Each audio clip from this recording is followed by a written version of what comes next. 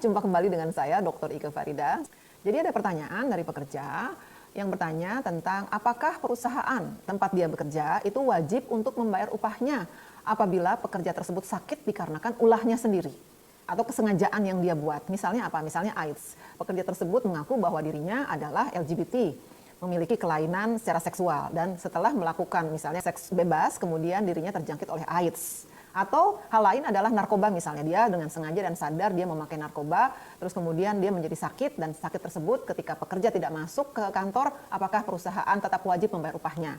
Jawabannya adalah di Undang-Undang Tenaga Kerja pasal 93 itu diatur secara jelas. Di ayat 1 mengatakan pada intinya adalah no work no pay. Artinya ketika pekerja tersebut tidak bekerja maka upahnya tidak perlu dibayar oleh perusahaan. Ayat 2 mengatur, namun ketentuan tersebut itu dikecualikan apabila pekerja sakit. Ya, jadi kalau pekerja sakit itu upahnya harus dibayar. Sampai di situ. Kemudian ayat 3 mengatakan jika pekerja sakit berkepanjangan, maka 4 bulan pertama dia tetap mendapatkan 100%. 4 bulan kedua dia mendapatkan 75% dari upahnya. 4 bulan ketiga dia mendapatkan 50% dari upahnya, dan 4 bulan keempat itu mendapatkan 25% dari upahnya. Selanjutnya apabila lebih dari 1 tahun maka pekerja tersebut dapat diputus hubungan kerjanya. Nah, itu adalah terkait dengan sakit.